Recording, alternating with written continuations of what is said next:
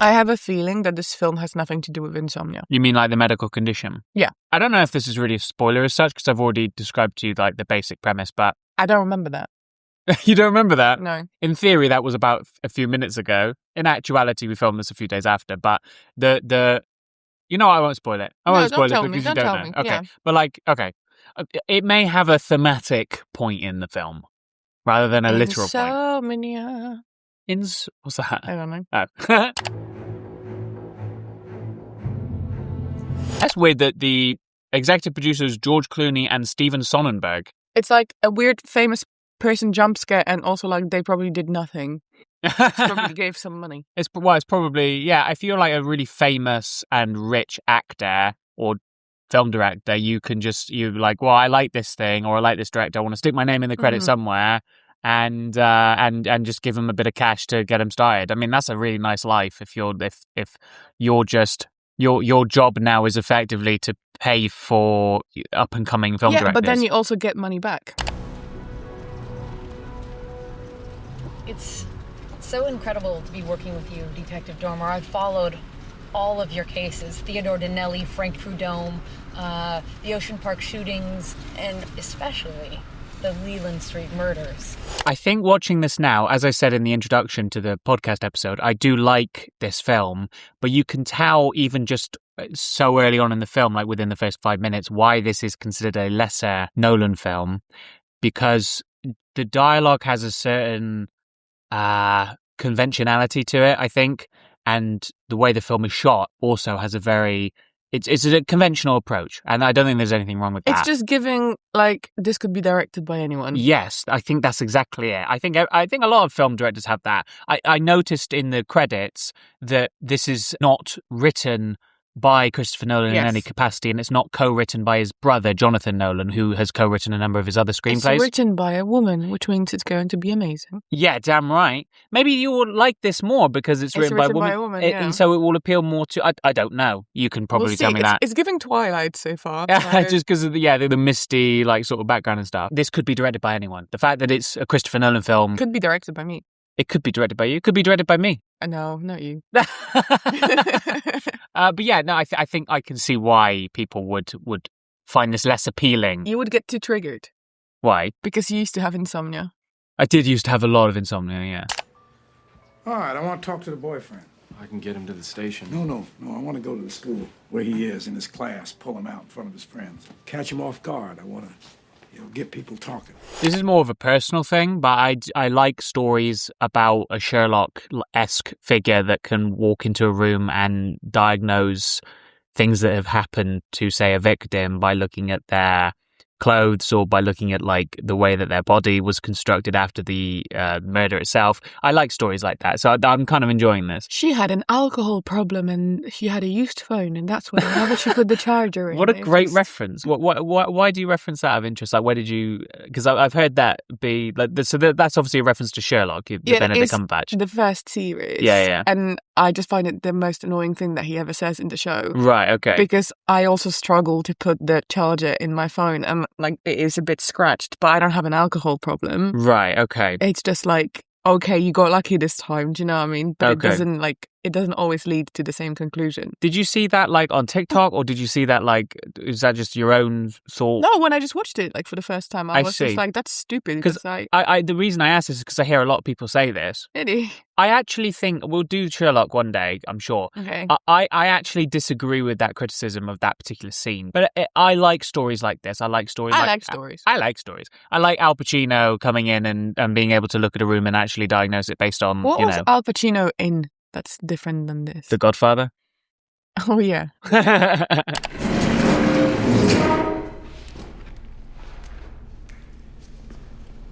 This whole thing you're doing, this fuck the world act. Now that might work with your mama. It might even work with a couple of these local cops who've known you long enough to figure you're too dumb ever to kill anyone without leaving a couple of witnesses and a signed confession. Ain't gonna work with me. Al Pacino's not really in this performance because he kind of doesn't really give a shit. That's the vibe that I'm getting as well. But then, is that not the performance, like it's a guy who's so nonchalant and he's seen this all a million times that he doesn't care, or is it the fact that Al Pacino just didn't care in the performance? It's too early in the film, and I don't remember enough about the film to really come to a conclusion on that. Must be a good yet. film if you don't remember.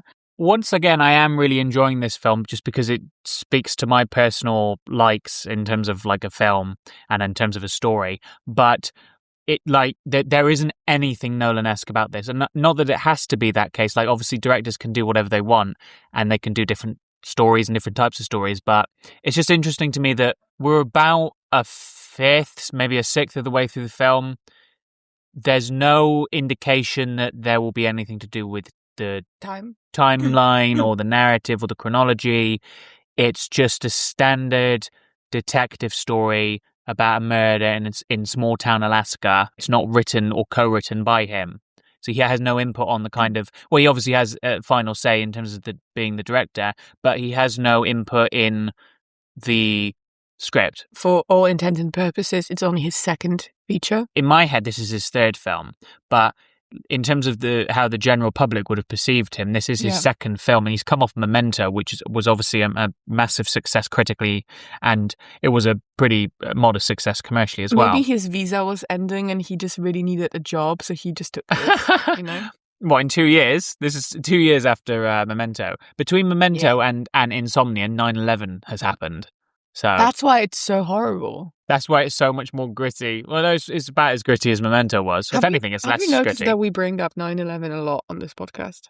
I do think about 9/11 quite a lot. I think about it a lot as well, because it is like an event, you know, that really, like, that happened and really changed the world that I was alive when it happened. And like, I feel like most of those events I was not alive. Do you know what I mean? Absolutely. Like the war, like the Second World War, for example, you know, the Cold War. I wasn't alive at the time. And to think that I was, you know, on the other side of the world when it happened. Yeah, you know? it's really weird. This is definitely Kay's. Our book's in it. A couple kids found it. Cabin been secured. Francis is headed there right now. Will you stop him? Tell him to stay clear. Rich. Biology and algebra. Let's find out who she studied with. Let's find out where she bought this. I hate the idea that those small town police officers, or whatever you want to call them, I don't know what's their actual... Small town police officers, yeah. Well, I just don't know. They're like sheriffs or like whatever. Anyway, cowboys. The cowboys. I don't know, but it's just like, I hate the idea that they're being so infantilized by Al Pacino's character. Right. When he's literally being like, well, let's see in her bag, in the victim's bag. Let's see what she was reading. Let's see what she was studying. And they're like, huh? You know, I don't think that's how it works. I don't think they're idiots just because they're from a small town. Yeah. I just hate that, like, Al Pacino's like, well, to find out who murdered this girl, we need to follow the clues. And to find the clues, we need to open her bag. I feel like they would have done that. Yeah. Do you know what I mean? Yeah, absolutely. Like, they have gone through the training, like police academy, if you will, you know, whatever that's called. Yeah. Like, it's just, to me, like, sure, him noticing like a very tiny detail, sure, I'll buy that, you know? I believe it. But like, this just seems really... Have you detectives considered looking in her bag and seeing if there was anything there that could do something, that could reveal something? And they're like, what? What? No. Find out where this was bought. What? I have to... that's how you get the killer? I thought it just comes to you in a dream. But we all have insomnia, so it will never come to us. Otherwise engaged, another J. Brody mystery. Who reads this kind of crap? I read that kind of crap. Read it.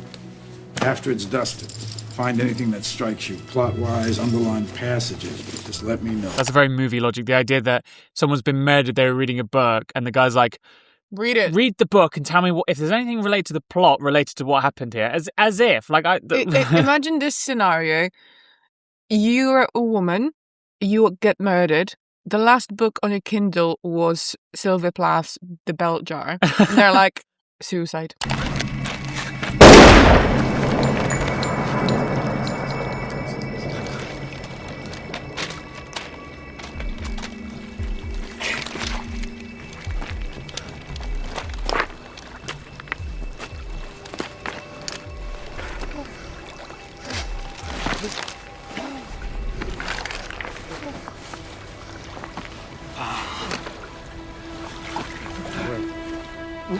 I just think this is a really interesting spin on a typical sort of murder mystery, detective chasing a murderer story, because now the film is not just about finding a murderer. It's about the lead detective who has done this thing by accident, and he's going to have to live the guilt whilst also trying to find the murderer in this otherwise unrelated murder mystery. Yeah, it's the only thing that makes it kind of interesting.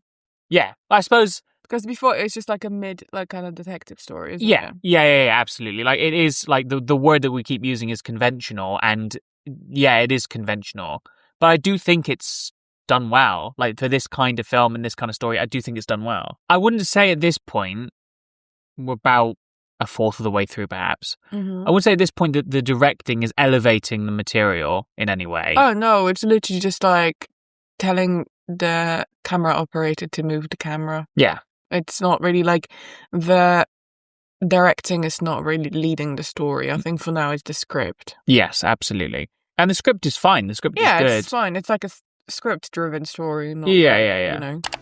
Hello? Jenny, it's Will. Can you put your mother on? Hello? Trish, it's Will. What's happened? They won't tell me anything. It's Hap. Is he okay? He's gone, Trish. He's dead. He's going to get insomnia because of the guilt. Yeah, anyway, you've cracked the code. You've Yeah. cracked the thematic code of the film. Yeah. And it's in a town, of course, that is established to just never have any sort of darkness. It's just constant light, or at least at this particular season. Themes. I like themes. I love that it took half an hour to get here. You're right, actually. I suppose, like, the premise has only really just begun. Yeah, And we're half an hour into the film. In writing class, one of the first things you learn is that you should start a story as late as possible in the plot. Like, you shouldn't start it at the latest possible part, so you avoid all the time spent doing the backstory and all the rest of this. Assume the audience kind of knows what's happening based on starting late in the story. They did that here, kind of, because we start with them on a plane. Yeah. And we don't know where they're going. It's true. But yeah, as we've said, the story has only really just begun, because this is what the story of the film is. I feel like it could have started kind of now with him getting shot. Yeah, sure. And just a bit, maybe like 5 minutes of establishing where we are and stuff like that. But it could have been, I feel like this film could have been 90 minutes. Sure. Because that first half an hour, I find it redundant. Fair enough. Well, let's see if you like the rest of the hour and a half.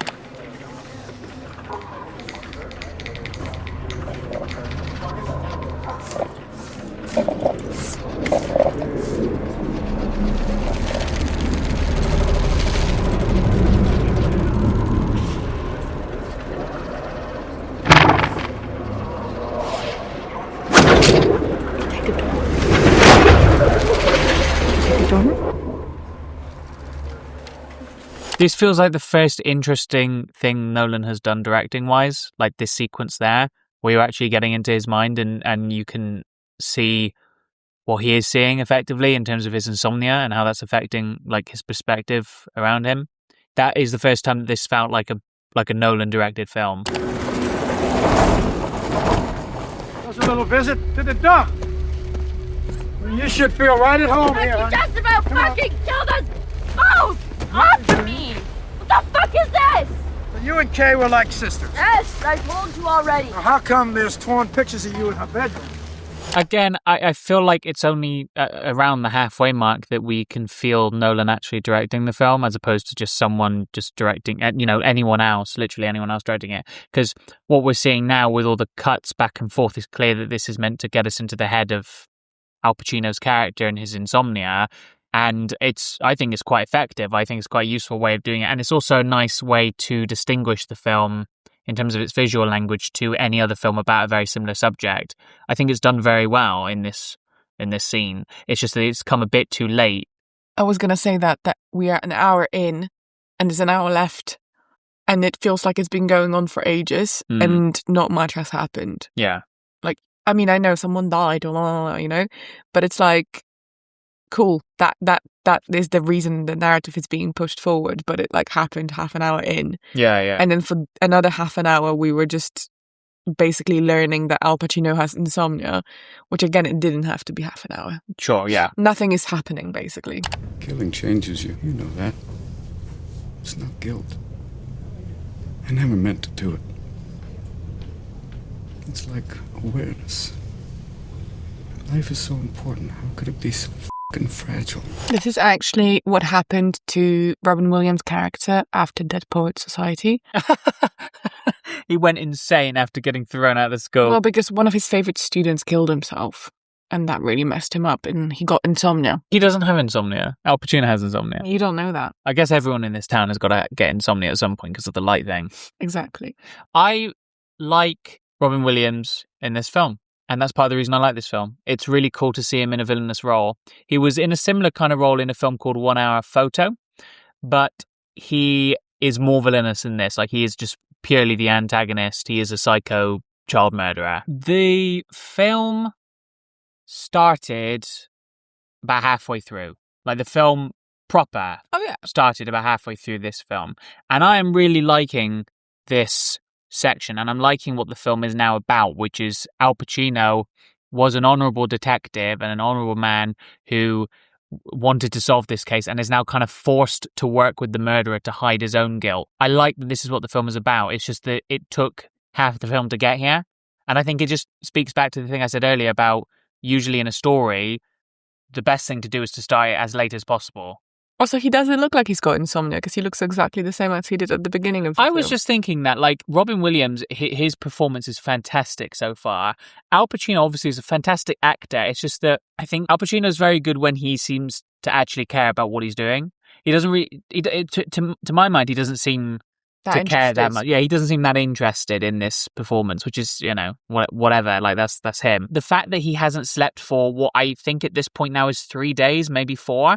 Like, he would be far more physically distraught than what is shown here, which is just he seems a bit exhausted as opposed to the if you haven't slept for 4 days, you would be a shell of a human being. Exactly. I don't really see that. He would look like a shell of human being. Yeah. There's not even like dark circles under his eyes or anything. There could have been something a bit more Nolan-esque in this film had they really explored the psychological destruction of staying awake for that long. Yeah. Because you get the impression watching the film that Al Pacino has stayed awake maybe for over 24 hours. Yeah, like a day and a bit. Like, he seems just tired and a little bit delirious, not as utterly incapable of handling anything at the level of or the lack of sleep that he has had. Because it's not as though he slept a little bit or broken sleep. It's established that he has not slept at all. And I think that had we seen a bit more of that, like there was a really good bit that I mentioned earlier where you could see his senses had kind of got muddled up when he was walking into the room after having not slept that night. But at this point, 3 days in, he would be under some sort of a severe psychosis more so than just being a little bit tired. Midnight of your 6th night. You broke my record, Will. I hate that the only indicator of his insomnia is hallucinating the face of his partner. Robin Williams said to him that he had been awake for 6 days, so this has been taking course over the last 6 days, and he hasn't slept. I just don't believe that he would be, like... This cognitively... Yes. Well, the opposite of impaired, so paired, I guess. Like, do you know what I mean? Like, yeah, 100%. I think that he is acting just a little bit more delirious than usual, and I don't know whether it's in Al Pacino's performance or if it's in the script, but, like, he would be a directing. mess. I feel as though... Like, although I still like this film, I do like this film, I feel like it's very obvious why it's considered Nolan's weakest film, like his weakest proper film, because there are parts of this film where I watch it and I think he could have done more with this. Like, there was a bit with Robin Williams and Al Pacino talking where it's cutting a little bit erratically, which is meant to be like, this is what Al Pacino's experiencing in this moment. But if you have been awake for 6 days straight, you would be absolutely delirious. And I feel like there's more you can do in terms of the visual language of filmmaking than just cutting a little bit more erratically than usual.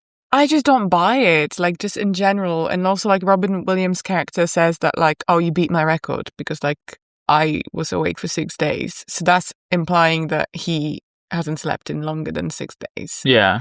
And it's just like, I looked it up and it said that like if you haven't been asleep for 6 days, microsleeps occur and you can't help it. So you literally just fall asleep for a second and then you wake up because your body is just not able to, you know, handle that, obviously. Yeah. So it's just like, you know, don't buy it. I feel like maybe they got Nolan to direct it because they were like, oh, okay, we can make him into the next big commercial director or something, and he just did it the way they wanted it. That kind of proved to the producers and investors that they should just let him do what he wants to do. Yeah, it does feel a bit studio high, and I mean, it looks good, the film. Like, there's nothing wrong with the film itself. And the script is fine. And again, it's like a very simple story, but what makes it interesting is that, you know, the good detective actually commits a murder by accident. Yeah.